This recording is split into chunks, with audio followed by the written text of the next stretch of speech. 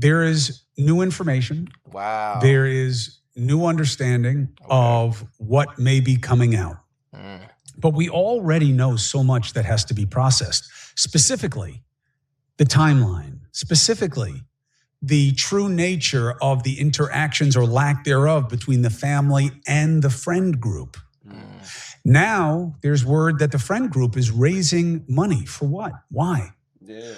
Why did the family respond to Nolan's alleged or believed, assumed friends the way they did?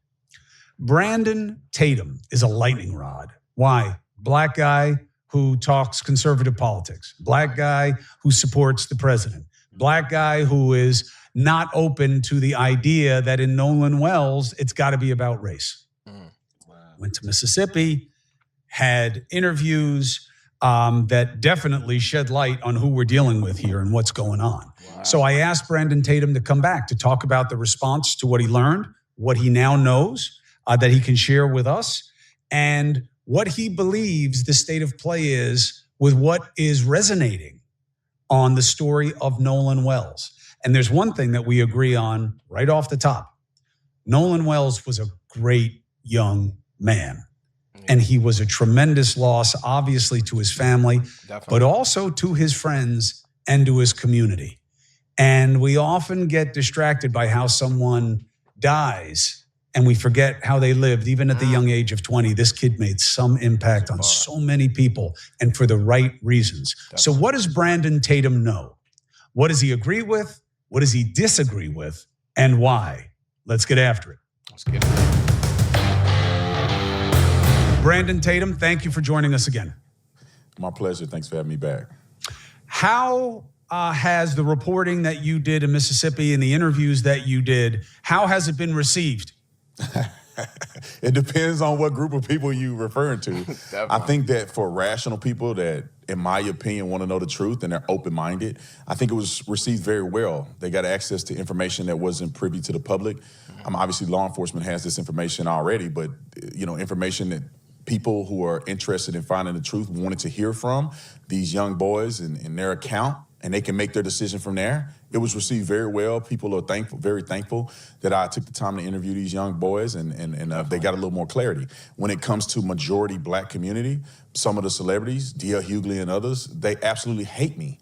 They think I'm Satan, and they think that I hate my mama, who's black, just because I decided to interview people who asked me to interview them. And I don't know how people have conflated what I have done in this interview or in this process, but they have. And this is not abnormal. When you are black in America and you don't toe the line of where, quote unquote, the black community wants you to, then you're deemed an Uncle Tom, coon, sellout. You somehow hate your people and you somehow working for the white man, which is furthest from the truth, man. I love everybody. I don't care nothing about race. It's pointless to think about race. I treat people based on their character, based on their integrity, based on what they present to me, and that's the end of the story.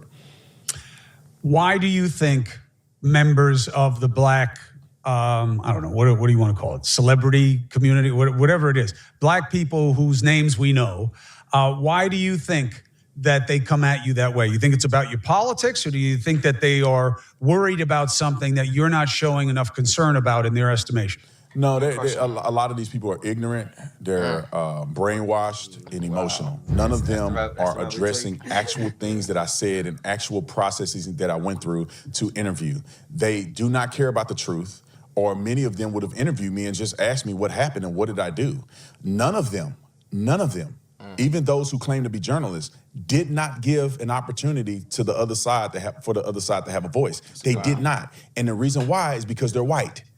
And a lot of them actually hate white people. And they act like they don't. Listen to their rhetoric. Listen to the things that they've said in the past. They hate white people internally.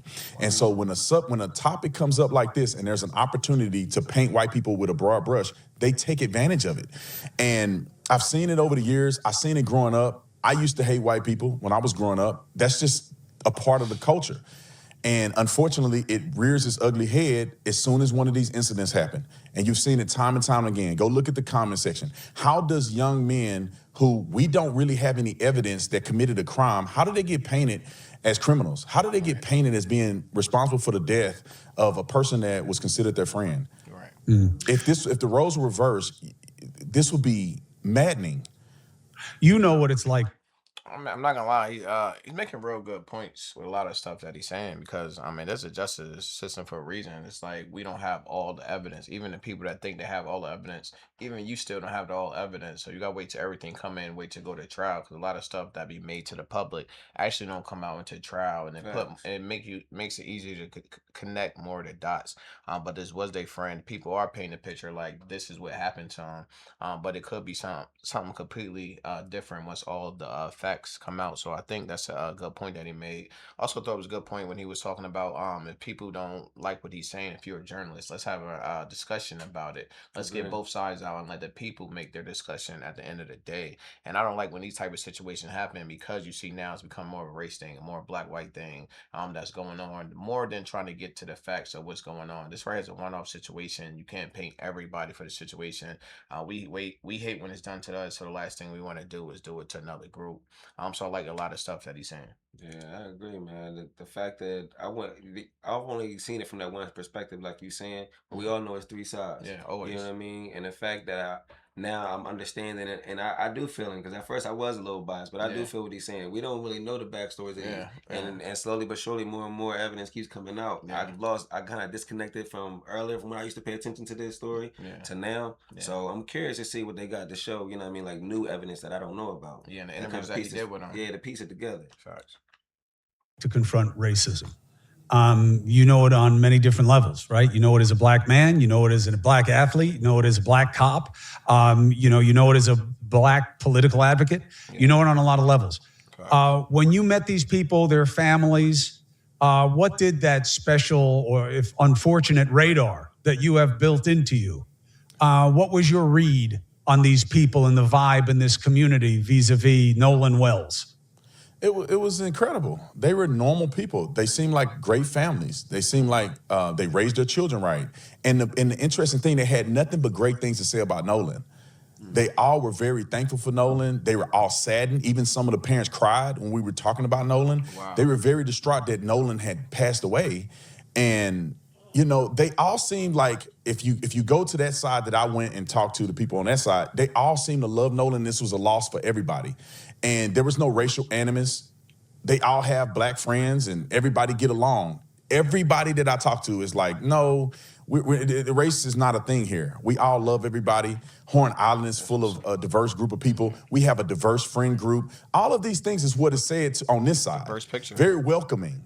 And I do not think that's the case on the other side. Why do there have to be sides, and how do you define the other side? Well, I don't think there should be sides, but these groups have, and I would argue that Nolan's parents and Benjamin Crump have taken a side. I said this on my live stream yesterday. I said, this should have been a community effort. When your son goes missing, when Nolan's loss is a loss for everybody. It's a loss for his parents, his siblings, his family, his friends, his coach, his football team, the community at large. Everybody lost Nolan. The effort that I think should have been brought forward is that everybody should come together to find out what happened to Nolan. These parents should be talking to these parents about who saw this boy last and what happened. That was not the case, because people interjected race into this. Immediately, Nolan Wells' side says they went out with white boys. Something must have happened. The justice system is flawed, inevitably, because once upon a time in Mississippi, there's racial things that had happened against black people. But in perpetuity, white people cannot be trusted, and everything must be a fraud because there's white people and my son is black. That to me destroyed the community and made it into a partisan thing or a separation thing versus a united front. And we can see that because people were telling me when I was out there interviewing people that people in the community are terrified. There's people that they think know more, but they're afraid to say anything. Wow. Because even if you didn't have nothing to do with Nolan's death, if you say, I saw him last, you could be painted as a suspect in a murder. Immediately. And they will blast you and drag your name through the mud and threaten your life. You know, Chris, the young boy Tristan can't even go to a store. He went to buy a Gatorade and he said, your money's not welcome here. Wow. Black people turn their backs on Tristan, and he wasn't even really accused in this situation. Wow. And the boys, Warren them, were somewhere else in another state, and people were screaming at them at a restaurant, kicked them out, said, say his name. Wow. What does that tell you? That tells you that the narrative has been set that they did it. It's not an open-minded scenario. It's not a we want to know what happened. It's that they've painted these boys as they're criminals. And all the information that I have thus far, there is no indication whatsoever that they were even there when Nolan passed away. And I have seen video, I've seen all kinds of evidence. The police have interviewed these kids already. They've given their cell phones over to the FBI. I mean, they've, in my opinion, based on what they've shown me, they've done everything the right way. High prices. It's like good to actually see him saying everything that he's saying. I don't agree with everything that he say all the time. Everything he's saying that I agree with, and you could tell some of his cop knowledge is coming to him when he said everyone should have been talking when the last place to see him. That's the quickest way to find somebody. Let's find out who the last person with him. If his child is missing, let's try to find him. And I like what he's saying that we shouldn't have made it a color thing. We should have made it let's find this kid thing. And then once color got into it, it takes it to a whole nother narrative because, like he was saying, just because white people did this a long time ago, for the rest of our life, if anything happened, it must be painted in a bad picture. And I keep saying it goes back to no group want to be painted that way, so it's not fair to do it to any other group. So I like the stance that you're actually taking with the stances that he's taking. Yeah, I totally agree, bro. Everything you just said, man. Are here to stay. Gas, gross finance. It's not. It's going to fight to just for you. Hey, 6'6", and saying that one of the young men you interviewed, not Tristan, who's a black kid, by the way, obviously black kid. It's not like he has to tell you that he's a black kid. Warren, is it true that he actually called Nolan's mother to tell her that Nolan was missing and that he was going to call the Coast Guard? Yes, he showed me the phone record. We actually posted on our Instagram the phone record. He showed me in his phone where he called Miss Christine first. She didn't answer the first time. He had a second call, and I think because she was asleep. He had a second call with it where the duration of the call was about 5 to 8 minutes. He talks to her on the phone, and he told me during that call that he told her, hey, we haven't seen Nolan. Don't panic. You know, we think that he may be hanging out with friends or whatever, but just in case, is it okay if I call the Coast Guard? So he told me he got permission from Christine that, Nolan's mom, that he could call the Coast Guard. Then he showed me the call log where immediately after that call, it couldn't have been a minute or two after the call, he calls the Coast Guard. Wow. And he also showed me that him and the rest of the boys got up the next morning, got on a boat, and went out looking for Nolan. Wow. He also told me that he told Christine, Nolan's mother, that he had Nolan's phone and keys. And so when that information is presented to me, it creates a conflict in the story where he's actually showing me evidence. I haven't been able to see any evidence from the other side.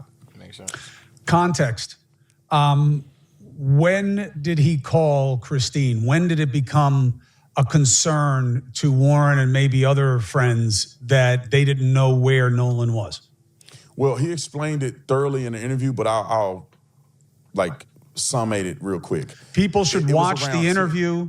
Brandon Tatum is a very well-known influencer. You know how to get to his page. The interviews are all there and accessible. But give us the short answer. I think it was around 10 p.m. And the explanation that he gave me was that Nolan was hanging out with that girl, Katie. So they expected Nolan to be kicking it with her, hitch a ride back on somebody else's boat. They all plan to go to a central location to continue the party. But Nolan is not there. The girl that he was with shows up, but Nolan is not around. Wow. So he's now being concerned.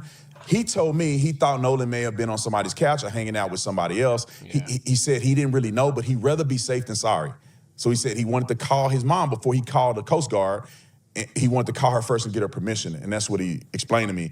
And and like I said, he shared the text messages. So I think it was like 10 p.m., 11 p.m. on the 4th.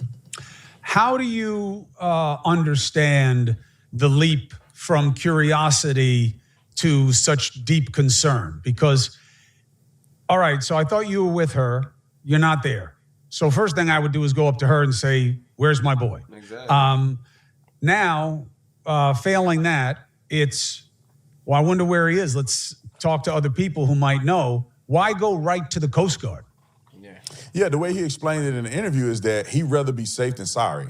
He said they started getting information from that nobody knows where he's at, right? None of the friends that they came back with, it's like they don't have any contact with Nolan. He doesn't have his phone, so they can't call Nolan. They're contacting friends. They're asking the girl, Katie, which he showed me the text messages from Katie. I didn't want to publish them without actually talking to her, interviewing her to give her context. Yeah, I know that was a concern of yours, that you wanted to talk to her because, but I see her text messages, them asking her, when the last time you saw Nolan? Where is Nolan? Do you know who he's with? What, did he get on another boat? They asking her all these questions. They're trying to find out, does anybody know where Nolan is at? Yeah. And what he told me in the interview is that people, they drown out there. People die out there on that island. So there was a slight concern, but he did tell me that he thought Nolan may have been just couch surfing, hanging out with some girl or something of that nature, and may have not, wanted to respond the next day. But he said he did not want to. He better be safe than sorry because that's his friend. And he couldn't live with himself if something had happened and he never did anything.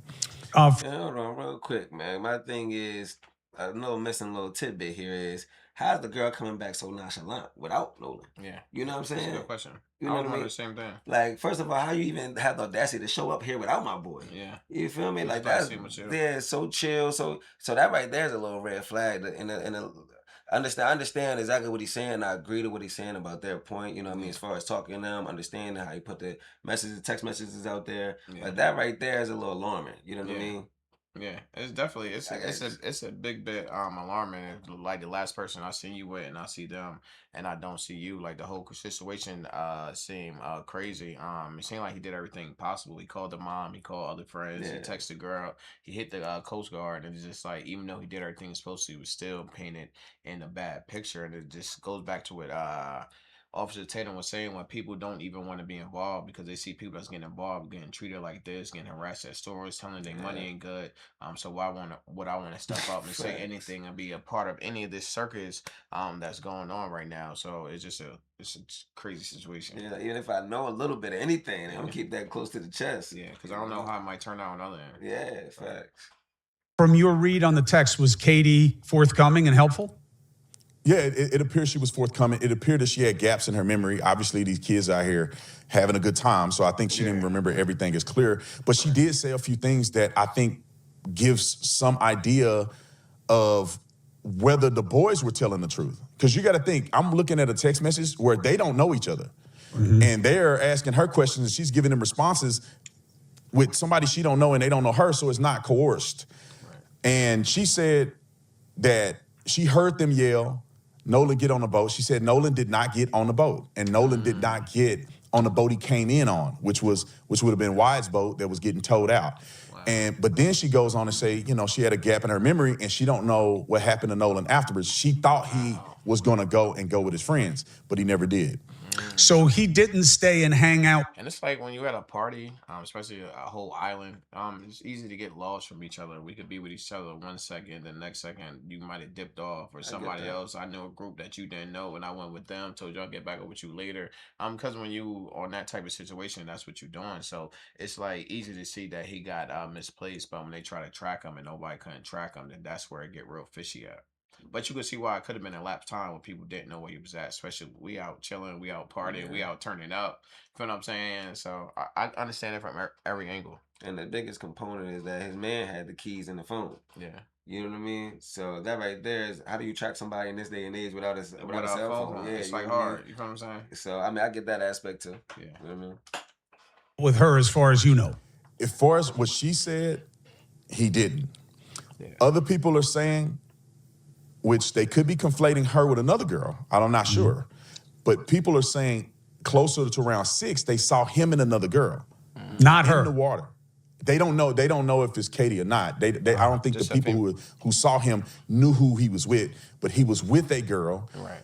I assumed that it was Katie, but Katie is saying she wasn't with him. So one or two things could be true. Right. either that was her, she either don't remember or she don't want to be the last person seen with him, or it was another person in altogether that nobody has been able to identify yet. Hey. Yeah, I can see it from both ends. You want to wrap this video up? Yeah, man. Like I said, definitely some new evidence that came forefront, man. I think it was definitely dope. You know what I mean? Finding out about the story, because again, I got a little detached earlier. But again, man, like I said, just a little couple kinks in the armor for me. You know what I mean? But at the end of the day, I do understand his perspective as far as where they're coming from. Nobody questioned us. Nobody asked how we felt. Nobody, wanted to know our side. Everybody just took a side. And now all of a sudden we got this black versus white thing. It never was about that. No. Obviously, like you said, you pointed out earlier, that picture looked very diverse. You know what I mean? And the fact that they was even out there together showed you that they cared about each other. They had a little brotherhood thing going on, you know what I mean? At the end of the day. So I thought that was dope, man. The fact that they're giving us some little bit more insight to this story, I think is a plus, man. Again, we'll never know to the end.